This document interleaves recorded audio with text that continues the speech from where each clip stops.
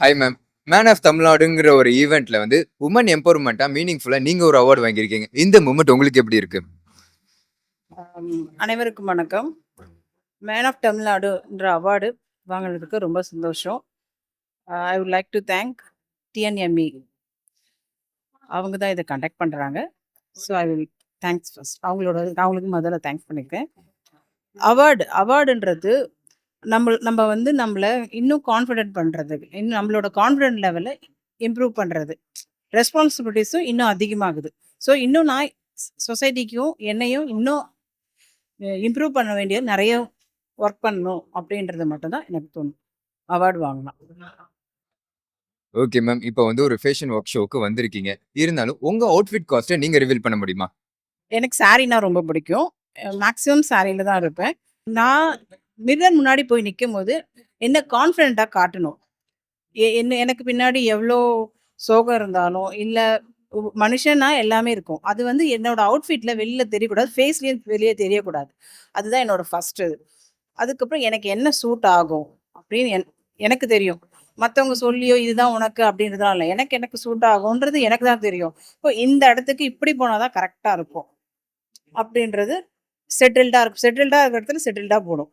அப்படிதான் நான் இப்போ என்ன பார்த்தீங்கன்னா, சாரீஸ் சிம்பிளா ஒரு சாரி, ஜஸ்ட் ஒரு பேர்ல்ஸ் பீட்ஸ் வச்சு ஒரு மாலை போட்டிருப்பேன். ஒரு ஒரு பேங்கிள். இதுதான் என்னோடது. இந்த ஈவென்ட்டுக்கு இப்படி இருந்தா கரெக்ட்டா இருக்கும். நான் செலக்ட் பண்ணி நான் வந்திருக்கேன்.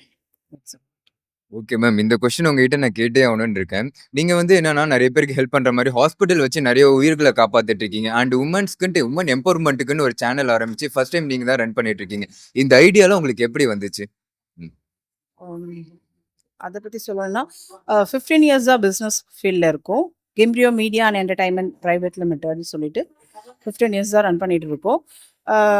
ஃபர்ஸ்ட் எங்களோடது ஸ்டார்டிங் இதுவே ஈவென்ட்ஸ் இப்படி தான் போயிட்டு இருந்தது.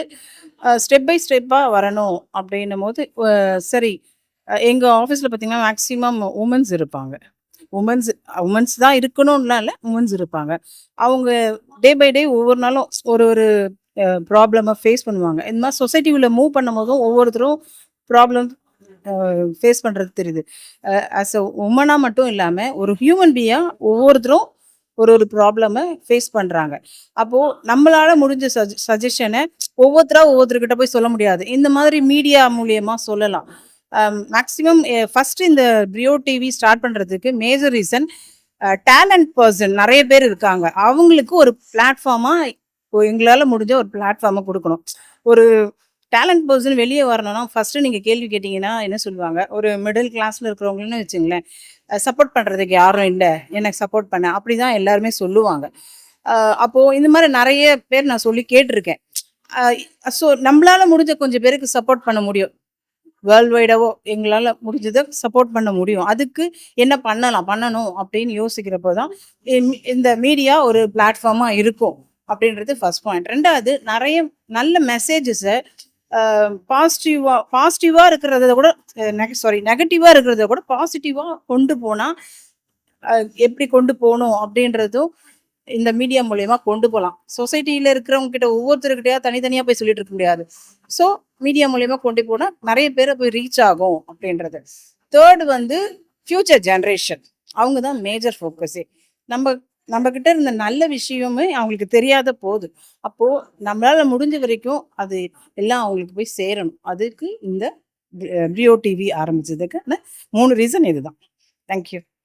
Okay ma'am. லாஸ்ட்டா தேங்க் யூலாம் முடிச்சிட விட மாட்டோம் மேம். லாஸ்ட்டா ஒரு கொஸ்டின் கேட்டுட்டு தான் இருப்பேன். சரி ஓகே மேம். உங்கள இன்ஸ்பயர் பண்ணி உங்கள பத்தி பின்பற்ற பெண்களுக்கு ஏதோ ஒரு மெசேஜ் தரணும்னா என்ன மெசேஜ் தருவீங்க? பெண்களுக்குன்னு இல்ல. எல்லாருக்குமே சொல்ற ஒரே மெசேஜ், எப்பவுமே எதுக்காகவும் பயப்படாதீங்க. அதுக்கு என்ன ஸ்டெப் எடுக்கணும், என்ன ப்ராப்ளமா இருந்தாலும் அதுக்கு என்ன சொல்யூஷன் அத மட்டும் பாருங்க. எப்பவுமே யார பார்த்தும் பயப்படாதீங்க. B bolt always. Thank you.